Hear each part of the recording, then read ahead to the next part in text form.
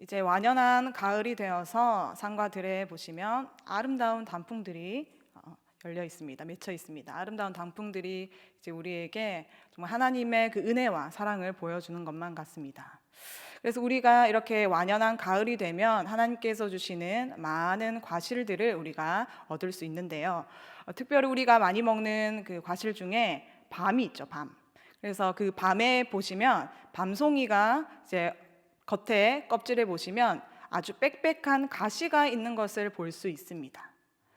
그래서 이 밤에 가시가 있는 이유는 밤이 열매가 아니라 사실은 씨앗이라고 합니다. 그래서 이 씨앗을 보호하기 위해서 빽빽한 가시가 그 씨앗을 잘 감싸고 있는 것이라고 합니다.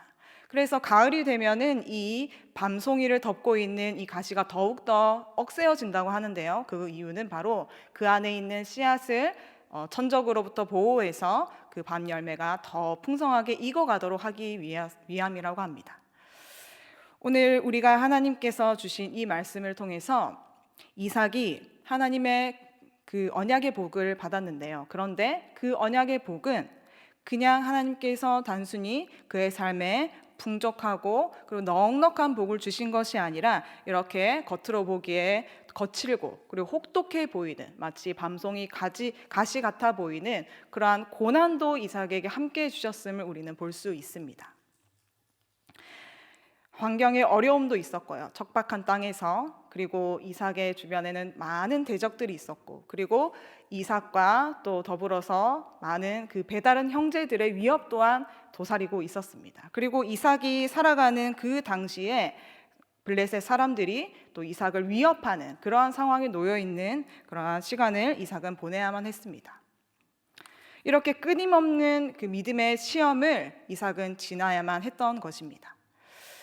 이렇게 근데 우리가 밤송이를 생각해 볼 때 억센 밤송이 가시가 그 안에 있는 밤 열매를 잘 보호하고 있듯이 하나님께서는 이렇게 고난을 주심으로 아브라함과 그리고 이삭에게 이어질 때까지 그들의 믿음을 그 고난을 통해서 더 강하게 하시고 그리고 더 성숙한 그리스도인으로 또 세워가심을 우리는 볼 수 있습니다. 지금도 우리가 살아가는 이 시대 가운데 언약 백성들의 삶의 한복판에는 이렇게 세상에서 겪는 여러 가지 어려움과 그리고 분쟁과 갈등과 그리고 고난들이 끊이지 않고 있습니다. 오늘 이 말씀을 통하여서 바라기는 우리의 남은 삶 가운데 진리를 위한 싸움을 싸우며 하나님께서 완성하신 평화의 이 복음을 우리가 함께 전하며 함께 누리는 시간 되기를 간절히 소망합니다. 그래서 지난주 말씀에 이어서 오늘도 이삭의 우물 파기의 이야기가 계속되는 것을 우리는 볼 수 있습니다. 이삭은 사랑하는 아버지를 헤브론에 묻었습니다. 그리고 그 후에 남쪽 네게브 지역의 브엘라 헤로이의 터를 잡고 살아갑니다. 창세기 25장 11절 말씀에 보시면 아브라함이 죽은 후에 하나님이 그의 아들 이삭에게 복을 주셨고 이삭은 브엘라 헤로이 근처에 거주하였더라 라고 말씀하고 있습니다. 이렇게 하나님께서 이삭에게 복을 주셨다라고 말씀하셨는데요. 그런데 우리는 이 말씀을 보면 먼저 복이 등장해야 할 것만 같은데 그런데 이상하게도 이삭의 삶의 앞에는 그가 가정을 이루자마자 큰 고난이 찾아옴을 우리는 볼 수 있습니다. 그것은 바로 이삭의 아내 리브가가 불임의 고난을 지나야 했다는 것입니다. 아브라함의 아내 사라와 마찬가지로 리브가는 임신하지 못함으로 이삭이 아내를 위하여서 간구하였다라고 말씀에 기록되어 있습니다. 그래서 이렇게 이삭은 언약의 자손으로 태어났지만 이상하게도 하나님께서는 그 언약의 후손을 주시지 않습니다. 그런데 그 반면에 하나님이 원하시는 언약의 자손도 아니었고 그리고 하나님을 전혀 섬기지 않는 그러한 이스마엘과 그리고 그두라의 아들, 그러니까 아브라함의 첩이었죠. 그 그두라의 아들들과 같이 많은 자손을 낳지 못하고 그들은 이스마엘 같은 경우에는 12명의 아들을 낳았고요. 그리고 그두라의 아들 미디안 같은 경우에는 5명의 아들을 낳았다라고 기록되어 있습니다. 그런데 이삭에게는 단 한 명의 자녀도 주어지지 않는 그 고난의 시간이 이어지고 있는 것을 우리는 말씀에서 볼 수 있습니다. 창세기 25장 20절과 26절에 보시면 이삭이 리브가와 결혼한 때는 40세였습니다. 그런데 그가 첫 아들 야곱과 에서를 낳은 때는 무려 60세가 되었을 때였습니다. 그러니까 하나님께서는 이삭에게 약속의 후손을 주겠다라고 그 약속을 주신 후에 무려 20년 동안이나 이삭에게 기도의 시간, 그리고 훈련의 시간, 고난의 시간을 견디게 하셨다는 것입니다. 그래서 이 이삭은 하나님 앞에 간구하였더라 이렇게 되어 있는데, 아내를 위해서 그 말씀을 보면 탄원하여 기도하였다라고 우리가 언어를 보면 알 수 있습니다. 그만큼 아내를 위하여서 간절히 20년 동안이나 기도하고, 또 하나님께서 주신 언약의 복이 이루어지기를 하나님 앞에 끝없이 기도함으로 나아갔던 것입니다. 그리고 이삭에게 또 두 번째 시험이 찾아옵니다. 이제 하나님께서 자손의 복은 주셨고요. 두 번째 시험은 무엇이었을까요? 그것은 바로 26장 말씀에 계속해서 등장하듯이 생명을 위협하는 기근이 있었다라는 것입니다. 그리고 그 기근뿐만 아니라 블레셋 사람과의 분쟁이 이삭 앞에 놓여져 있었다는 것입니다. 26장 1절 말씀에 보시면 아브라함 때에 첫 흉년이 들었더니 그 땅에 또 흉년이 들었다라고 기록하고 있습니다. 이삭과 같은 이 유목민들에게 이 흉년은 살아있는 모든 것들의 생명을 앗아가는 그러한 죽음의 위협이었습니다. 이삭이 거주했던 브엘라 헤로이가 있는 이 네게브 지역, 이 지역은 반은 사막 지역입니다. 그래서 비가 올 때는 초목이 많이 자라지만 비가 오지 않으면 그 초목이 다 말라버려서 완전히 황량한 그런 광야 같은 땅이 되어버립니다. 극과 극을 달리는 땅이 바로 네게브의 지역입니다. 이 네게브 지역은 10월부터 3월까지 비가 많이 오는 우기인데요. 이때 비가 오지 않으면 그 이후로도 전혀 비가 오지 않는 땅입니다. 그래서 아브라함과 이삭은 흉년이 들었을 때 둘 다 어디로 가려고 했습니까? 바로 애굽으로 내려가려고 했습니다. 애굽에는 나일강이 늘 흐르고 있었기 때문에 애굽에 있는 고센 땅이나 나일강 근처에 가면 언제든지 풀을 뜯어먹고 그리고 물을 얻을 수 있는 그런 풍족한 그런 양식이 있는 곳이 바로 애굽이었습니다. 그러나 하나님께서는 이삭을 애굽으로 내려가지 못하게 강하게 막으십니다. 왜 그렇게 하셨을까요?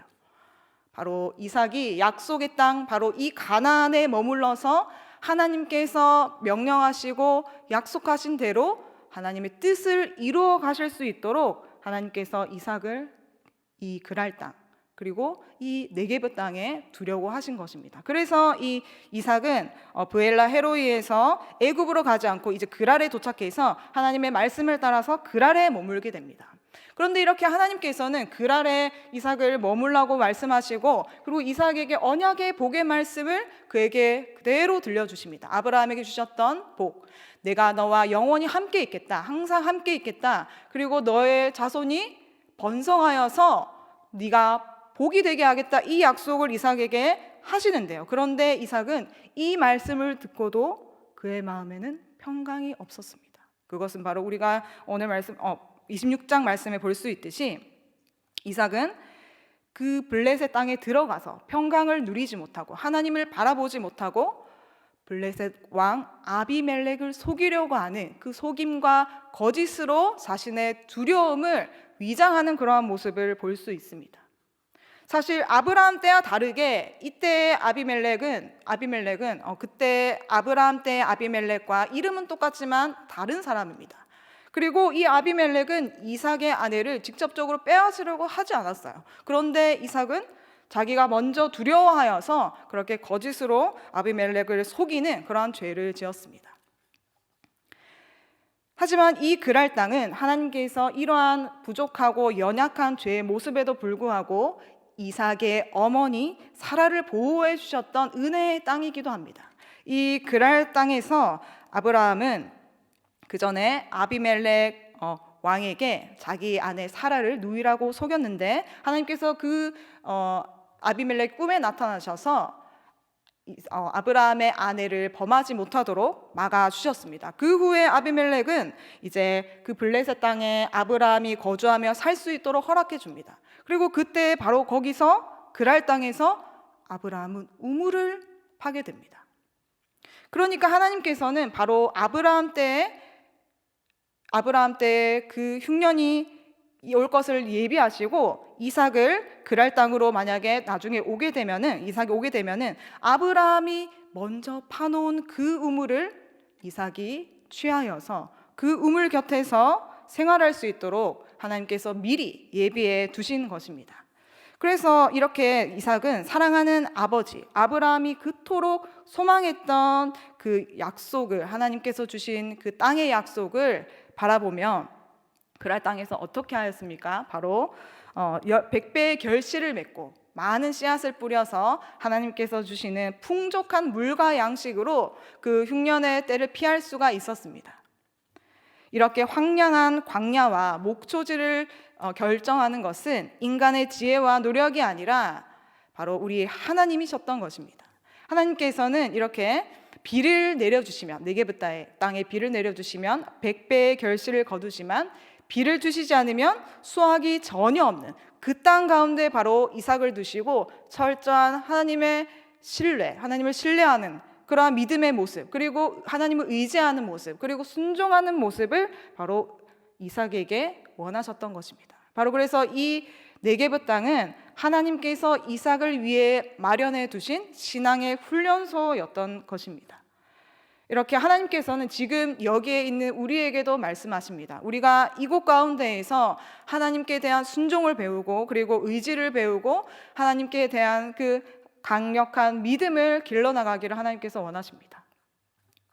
하나님께서는 이처럼 혹독한 믿음의 훈련을 이삭에게 주십니다. 그리고 더불어 복도 주셨습니다.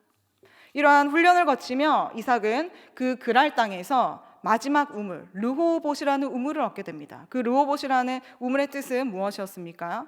하나님께서 우리를 위해 넓게 하셨으니 우리가 이곳에서 번성하리로다 라는 뜻을 가진 것이 바로 르호봇이었습니다. 이렇게 이삭은 귀한 믿음의 고백을 그랄 땅에 남기고 이제 다시 브엘세바로 나아갑니다. 브엘세바는 어떤 곳이었나요? 바로 아브라함이 이삭을 낳고 브엘세바에 머물면서, 그러니까 이삭이 어릴 때 지냈던 곳이 바로 브엘세바입니다. 고향과 같은 곳입니다. 아브라함은 바로 이 브엘세바에도 아비멜렉과 그 브엘세바 언약을 맺고 자기 자녀 이삭을 위해서 우물을 확보해 둡니다. 그러니까 이삭은 그랄 땅에서도 그리고 브엘세바에서도 아브라함이 얻은 이 우물을 통하여서 하나님께서 주시는 놀라운 풍족한 그 생활을 할 수 있게 되었던 것입니다. 이렇게 믿음의 길을 먼저 걸어간 아브라함, 그리고 그 길을 따라가는 이삭의 모습이 우리는 이 말씀 속에 담겨 있는 것을 볼 수 있습니다. 다시 고향 브엘세바로 돌아간 그 날 밤에 하나님께서는 두 번째로 이삭을 찾아오십니다. 이때는 어두운 밤이었고 모두가 깊이 잠든 밤에 이삭은 지친 몸을 누이고 쉬고 있었겠죠. 이때 하나님께서는 이삭에게 또 한 번 말씀해 주십니다. 그 말씀 우리가 함께 읽어보겠습니다. 24절 말씀 함께 읽겠습니다. 그 밤에 여호와께서 그에게 나타나 이르시되 나는 내 아버지 아브라함의 하나님이니 두려워하지 말라.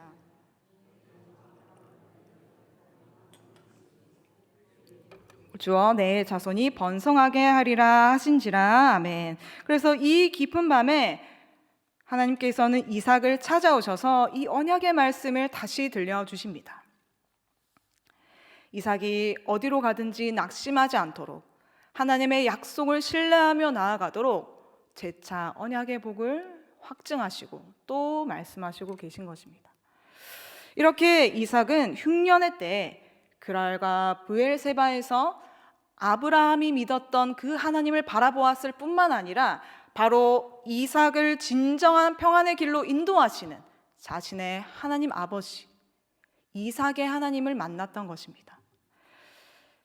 25절 말씀에 보시면 이삭은 그 브엘세바에서 제단을 쌓고 여호와의 이름을 부르며 하나님을 경외하는 모습을 보여줍니다.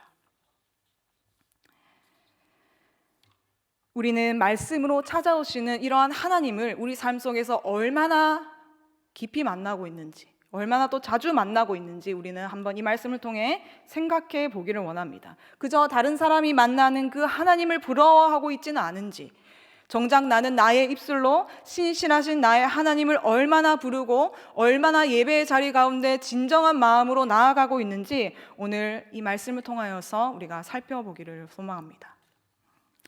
그리고 이 무렵 아비멜렉은 그랄을 떠난 이삭을 찾아서 브엘세바까지 찾아옵니다. 아까 말씀드렸듯이 이 아비멜렉은 아브라함 당시에 그 아비멜렉과 이름은 똑같지만 아비멜렉 1세, 2세, 3세 이런 식으로 다른 사람입니다. 이 블레셋 땅을 다스리고 있던 이 족장의 위치에 있던 아비멜렉은 왜 그랄을 떠나 이삭을 찾아왔을까요? 그랄 땅과 그리 멀지 않은 곳에 바로 브엘세바가 있었고, 브엘세바에서 번성해 가고 있는 이삭과 이삭 집안, 그리고 또 이삭을 따르던 다른 이주민이 있었을 것이다 라고 학자들은 이야기합니다.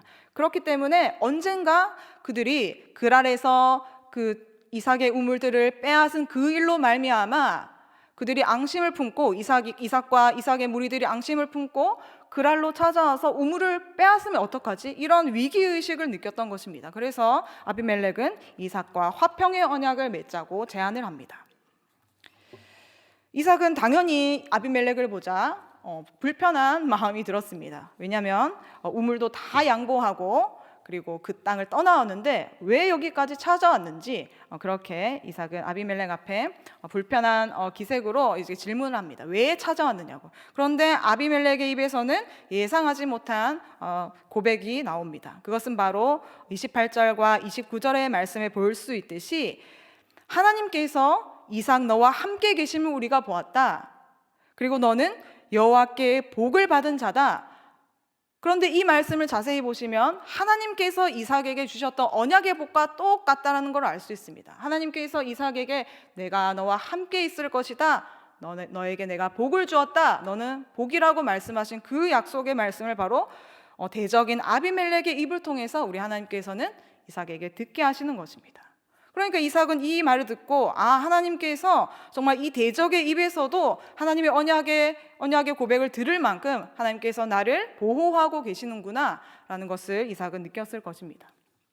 이렇게 아비멜렉은 이삭에게 찾아와 평화의 조약을 맺자고 하는데요. 바로 아브라함 때 맺었던 그 브엘세바의 맹세, 아브라함이 이전에 브엘세바에서 암양 새끼를 주고 맺었던 그 언약이 이곳에서 바로 이삭과 함께 회복되고 있는 것을 볼 수 있습니다. 그래서 창세기 21장에서 아브라함과 아비멜렉 사이에 맺었던 이 약속은 바로 화평의 조약이고 화평의 언약인데요.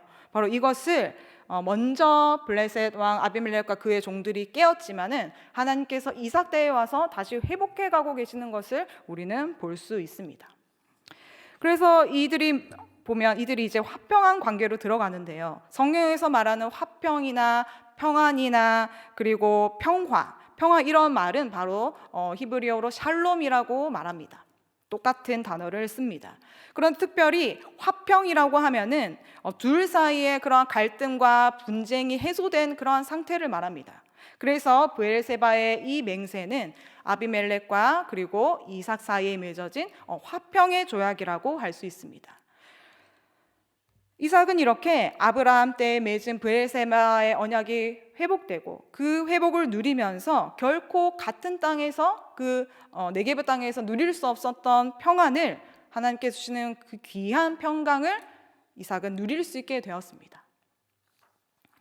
이렇게 화평의 조약을 맺고 이제 아비멜렉은 다시 그랄 땅으로 돌아가고 그리고 이삭은 더욱 기쁜 소식을 전해 듣게 됩니다. 그 소식은 바로 새 우물을 얻었다는 소식입니다. 33절 말씀해 보시면 그가 그 우물의 이름을 뭐라고 짓습니까? 바로 세바라고 짓습니다. 함께 33절 읽어보겠습니다.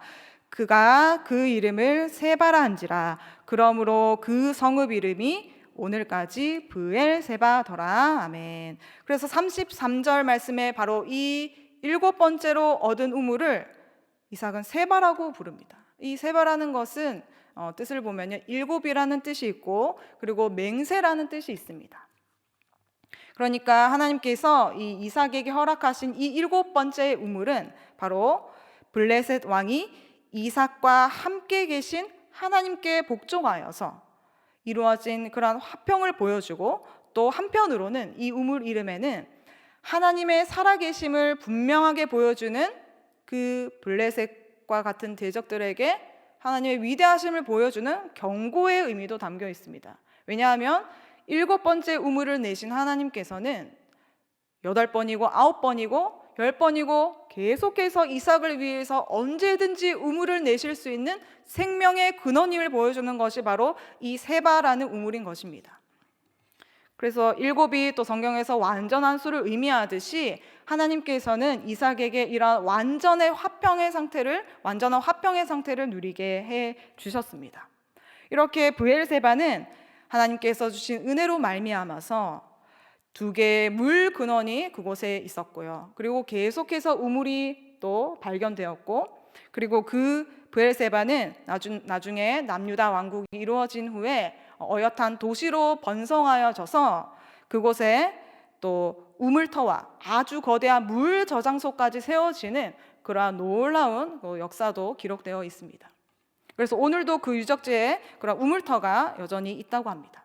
이렇게 이삭이 파낸 우물들과 또 브엘세바의 이 우물은 하나님께서 주신 이 언약 가운데 바로 땅의 축복이 허락된 것이라고 우리는 볼 수 있습니다. 메마른 땅에서 솟아나오는 이 생명의 물을 공급받아서 이삭의 집안은 더욱더 번성해져 갑니다. 시간이 흘러서 하나님의 때가 되어 아브라함의 자손들은 큰 민족을 이루게 되었습니다.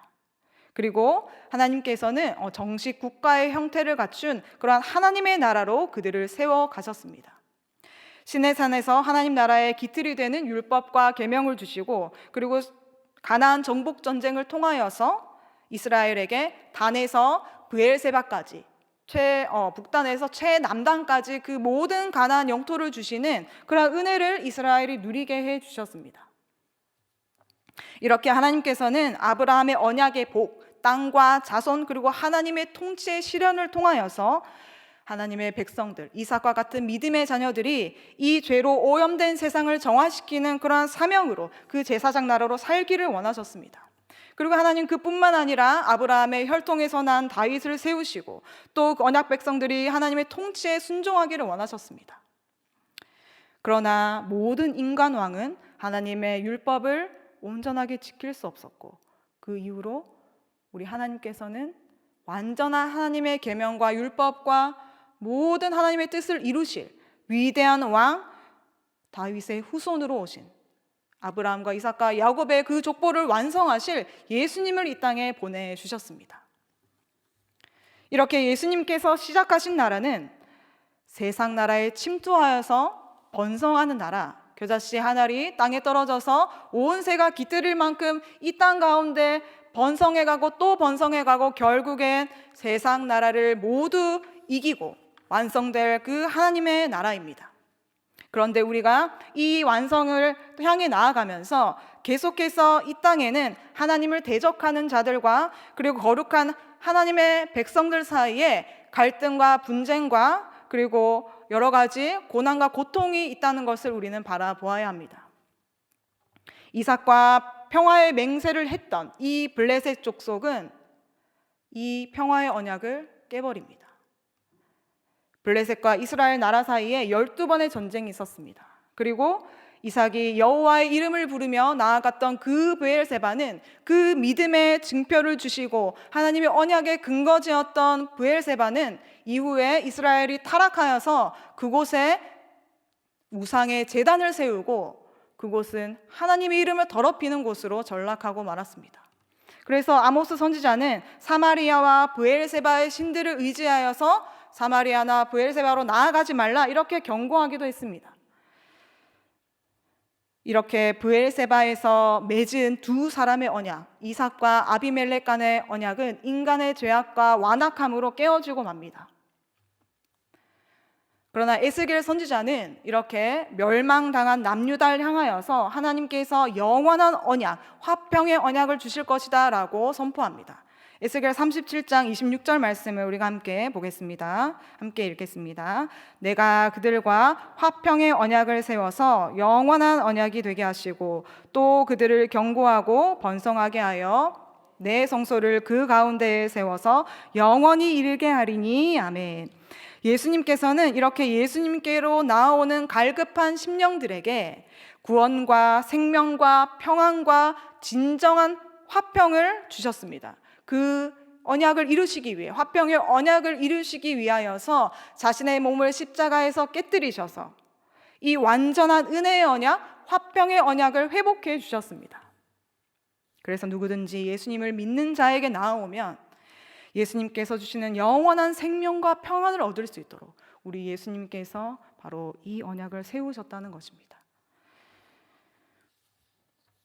예수님께서는 하나님과 원수였던 우리를 그 사이에 막힌 담을 자기 육체로 하셨다라고 우리는 성경에서 볼 수 있습니다. 이렇게 화평케 하시는 복음, 이 복음 안에서 우리는 한 몸이 되어서 여기 있는 우리는 정말로 세상이 줄 수 없는 평안, 세상이 줄 수 없는 기쁨과 희락과 놀라운 하나님의 복을 누리며 살아가는 언약의 백성들로 살아갑니다. 에베소서 2장 14절에서 16절 말씀 함께 읽겠습니다. 그는 우리의 화평이신지라 둘로 하나를 만드사 원수된 것 곧 중간에 막힌 담을 자기 육체로 하시고 법조문으로 된 계명의 율법을 폐하셨으니 이는 이 둘로 자기 안에서 한 새 사람을 지어 화평하게 하시고 또 십자가로 이 둘을 한 몸으로 하나님과 화목하게 하려 하심이라. 원수된 것을 십자가로 소멸하시고. 아멘. 그래서 여전히 그리스도 안에서 화평을 누리지 못하고 있는 세상의 많은 사람들은 지금도 여전히 하나님을 등지고 세상 가운데에서 썩어져 갈 터진 웅덩이를 파내고 있습니다. 예레미야 선지자는 이스라엘 백성들이 생수의 근원이신 하나님을 버리고 바로 스스로 터질 웅덩이를 파내었다. 그래서 그들이 하나님으로부터 버림받은 자처럼 되었다라고 말씀했습니다. 이스라엘 백성들은 언약 백성이 누릴 수 있는 이 생수의 근원 되신 하나님으로부터 받는 모든 복을 누리지 못하고 그 사랑의 관계를 상실해 버렸습니다. 채워도 채워지지 않는 이 터진 웅덩이를 바라보며 사는 세상의 많은 사람들, 우리나라에 지금 코스피 주가가 엄청나게 많이 올라서 지금 B2가 유행이라고 합니다. 빚내서 투자하는 거죠, 주식시장에. 그래서 이 B2를 하는 사람들이 빚을 내어서 투자를 하는 이 비율이 무려 26조, 이 액수가 26조로 역대 최고치라고 합니다. 그래서 젊은 청년들이나 또 많은 또 장년들이나 할 것 없이 이렇게 주식시장에 뛰어드는 이러한 상황이 벌어지고 있습니다. 그런데 언제 폭락할지 모르는 이 터진 웅덩이와 같은 이러한 시장에 자신의 시간과 자신의 재산과 자신의 모든 열정을 불태우고 있는 이러한 비참한 삶에 빠져 있는 사람들을 향하여서 우리는 어떻게 하나님의 복음을 전해야 할까요? 또 우리나라의 또 명문 대학들에서 1000명이 넘는 학생들이 AI를 사용해서 시험 컨닝을 하다가 적발되는 일이 발생했습니다. 그러니까 성적만 잘 받으면 부정행위는 해도 상관없다, 이러한 비윤리적인 태도가 우리 사회 안에 더욱더 만연해지고 있는 것입니다. 또 이 나라의 위정자들은 법치주의를 우습게 여기고 불법을 행하고 온 나라를 거짓과 위선과 그리고 불법과 불의와 부패의 웅덩이로 빠뜨리고 있습니다. 교회와 그리스도인들도 예외가 아닙니다. 분명한 복음에 대한 이해가 없이 인내와 죄에 대한 그런 고민과 아무런 갈등 없이 그저 종교 생활만을 이어가는 그런 모습들이 우리 주변에 많은 그리스도인들에게서 찾아볼 수 있습니다. 그렇다면 우리 자신은 어떻습니까? 우리 자신은 진정으로 우리에게 주신 이 삶의 시간들을 하나님께서 주시는 평안으로, 세상이 결코 줄 수 없는 그러한 하나님의 깊은 평안으로 우리는 채우고 있는지, 아니면 세상 사람들과 똑같이 우리의 영혼을 더 갈급하게 하는 그러한 세상에 썩어질 양식으로, 세상에 썩어질 그 터진 웅덩이를 바라보며 살고 있지는 않은지 우리 자신을 돌아봐야만 합니다. 하나님께서는 원수된 우리와 하나님 사이에 그 원수된 그 막힌 담을 예수님께서 허시고, 그리고 그 화평케 하신 예수님께서 우리에게 먼저 화평을 이루시고 또 그 화평을 우리가 세상에 전하는 자로 살아가도록 우리를 부르셨습니다. 우리가 오직 예수님께서 샘솟는 이 생명수를 마시며 우리가 처한 이 환경과 여건에 상관없는 진정한 평안을 소유하는 우리가 되기를 간절히 소망합니다. 이삭은 이렇게 화평케 하시는 하나님을 신뢰하면서 화평케 하는 자로 살아갔습니다. 우리도 또한 화평이신 예수님을 이 땅에 전할 사명을 받은 똑같은 사명자들입니다. 그리고 또한 우리는 이 땅에서 이삭이 블레셋 그 대적들에게 한 것과 같이 정말 우리의 감정과 우리의 기분과 우리의 어떤 육신의 정욕대로 복수와 안갚음을 하는 것이 아니라 믿음의 선한 싸움을 싸우는 자들이다라고 성경은 말씀합니다. 우리의 싸움은 혈과 육을 가진 눈에 보이는 사람들을 향한 것이 아니라 바로 그 배후에 있는 악한 영들에 대한 싸움이다라고 에베소서 말씀에 기록되어 있습니다. 그래서 우리가 믿음의 싸움을 치르는 방법은 세상의 방법과는 달라야만 합니다. 예수님께서는 우리에게 또 이 말씀과는 또 어떻게 보면 이율배반적으로 보이지만 화평이 아니라 검을 주러 왔다고 말씀하셨습니다. 이 말씀은 바로 십자가 복음을 받아들이는 자와 그리고 십자가 복음을 거부하고 그리스도인들을 핍박하는 자 사이에는 반드시 갈등과 분쟁이 있다는 것입니다. 그래서 한 집안에 있는 가족이라도 복음 안에서 하나가 되지 않으면 계속해서 갈등과 분쟁과 아픔과 고통이 따릅니다. 그래서 한 가정이 정말 신앙 안에서 하나 되기까지 얼마나 많은 고통과 눈물의 기도가 있는지 우리는 정말 그 아픔을 감당하기가 또 힘들 때도 있지만 그런 고난을 우리에게는 허락해 주신 하나님이시라는 것입니다.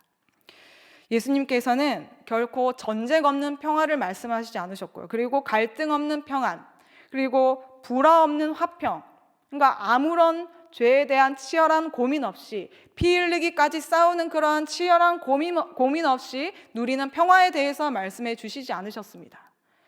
피 흘림 없는 죄사함이 없고요. 그리고 고난 없는 복도 없다고 말씀하십니다.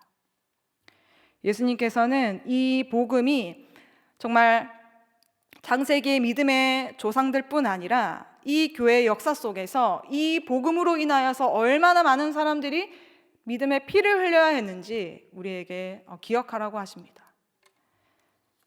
우리 삶 속에서 이 십자가 복음은 바로 지금 우리의 삶 가운데 계속해서 우리의 삶을 변화시키고 계속해서 우리의 믿음의 싸움을 일으키고 그 믿음의 싸움에서 우리가 성령으로 승리하게 하시는 그러한 십자가 복음이어야 합니다. 마귀는 지금 이 시대에는 대적자의 모습이 아니라 변화무쌍한 모습으로 우리를 공격하고 있습니다. 이삭의 때는 블레셋 왕이 눈에 보이는 대적으로 나타났지만 지금 마귀는 여러 가지 사상과 이론으로 또한 친근한 모습으로 또 정치 권력으로 또는 하나님을 대적하는 악법들로 또 여러 가지 문화, 교육이라는 이름으로 우리 삶에 침투하여서 우리를 공격하고 있습니다. 그런데 우리가 이 공격을 막아내기 위해서는 정말로 성령 안에서 이 믿음의 선한 싸움을 싸우는 그러한 영적으로 깨어서 분별하는 우리의 모습이 있어야 한다는 것입니다. 에베소서 말씀에서 이러한 영적 전쟁에 대하여서 말씀하고 있는데요. 그런데 우리가 이 전쟁에서 기억해야 할 것은 우리가 이 싸움을 싸우는 주체가 아니라는 것입니다. 이 싸움의 주체는 바로 이미 그 원수 마귀를 멸하신 예수님이시라는 것입니다. 그래서 우리는 이미 승리하신 예수님께서 완성하신 그 평강에 함께 참여하는 그리스도의 군사들인 것입니다. 그래서 우리는 오직 대적을 물리치는 성령 안에서 나아가는 기도와 그리고 성령의 검, 즉 말씀의 검으로 바로 이 모든 하나님을 대적하여 높아진 것들을 진리로 무너뜨리는 그러한 싸움에 참여해야만 합니다. 그리고 이 싸움은 이삭이 화평을 전하는 자로 그 당시에 하나님의 사명을 받아 살았듯이 우리도 또한 이 싸움 가운데 주님의 화평을 세워가는 그러한 믿음의 싸움을 싸워야 한다는 것입니다. 이삭은 당시 생존의 도구이자 생명 자체인 그 귀한 우물을 빼앗아갈 때 그 대적들을 직접 적대시하지 않았습니다. 대신에 그 모든 악인들을 벌하실, 모든 사탄의 세력을 멸하실 하나님을 바라보았습니다. 원수 갚는 것이 내게 있으니 내게 그 모든 것을 맡기라고 하신 그 하나님의 말씀을 우리는 기억하면서 우리가 이 세상에 득세하는 악인들을 보면서 분노하고 때로는 정말 우리가 무기력함을 느끼지만 또 우리가 그 죄에 대해서, 우리를 계속해서 파고드는 죄에 대해서 우리는 갈등하고 또 아파하지만 우리는 그것으로 인하여서 절망하고 또 패배의식을 느껴서는 안 됩니다. 이렇게 하나님을 대적하고 있는 마귀의 끝은 이미 하나님께서 멸망이라고 말씀해 주셨습니다. 영원한 불못에서 영원토록 고통받는 그 끝이 그 악한 마귀 사탄과 그리고 그들의 세력을 추종하는 그 악한 사람들, 끝까지 하나님을 믿지 아니하고 끝까지 하나님을 대적하는 그러한 사람들의 결말이라고 말씀에 기록하고 있습니다. 이삭은 브엘세바를 향하여서 브엘세바에서 주신 하나님의 언약을 통하여서 하나님께서 주신 평강을 누렸습니다. 그래서 브엘세바에서 하나님을 향한 예배의 제단을 쌓았습니다. 악을 악으로 갚지 않고 악을 선으로 갚았습니다. 그리고 평강을 허락하신 하나님의 이름을 부르며 오직 하나님을 찾았습니다. 메마른 땅 브엘세바 한가운데에 하나님께서는 이삭을 홀로 내버려 두지 않으시고 계속해서 생명의 우물을 내시고 그리고 이삭은 생명의 우물, 샘 근원 자체이신 하나님을 바라보았습니다. 이삭은 자기 안에 있던 죄와 두려움, 그리고 외부에 있던 그 블레셋 같은 적들, 그리고 자신이 겪어야 했던 그 모든 고난을 평안과 담대함으로 바꾸어 주신 하나님 안에서 평생 하나님과 동행하는 삶을 살았다는 것입니다. 이삭의 고되고 수고스러운 이 우물 파기는 언약의 후손이라면 누구나 감당해야 하는 사명이라고 오늘 하나님께서 우리에게 말씀하십니다. 또 이삭에게 주신 이 사명이 우리 삶에 이루어질 수 있도록 우리는 지금 이 시간 가운데 하나님에 대한 믿음의 고백을 드리기 원합니다. 우리의 생명의 근원은 오직 하나님이시다. 우리의 믿음의 승리를 완성하실 분은 오직 예수님이시다. 이러한 믿음의 고백이 우리 안에 넘쳐나기를 소망합니다. 그래서 우리 하나님께서는 복과 고난의 현장으로 우리를 지금도 초청하고 계십니다. 그리고 평안 없는 세상을 바라보지 말고 오늘도 생명이신 예수님 안에서 깊은 평안을 누리라고 우리에게 말씀해 주십니다. 이제 말씀을 맺도록 하겠습니다. 같이 요한계시록 7장 17절 말씀을 함께 읽겠습니다. 이는 보좌 가운데에 계신 어린 양이 그들의 목자가 되사 생명수 샘으로 인도하시고 하나님께서 그들의 눈에서 모든 눈물을 씻어 주실 것임이라. 아멘. 오늘도 하나님께서는 우리에게 샘 근원 되신 예수님으로부터 이 세상을 이길 힘을 공급받으라고 말씀하십니다. 영원한 화평의 언약을 세우시고 또 그 예수님 안에서 화평을 누리게 하시고 또 그 화평을 세상에 세워갈 자로 우리를 부르셨습니다.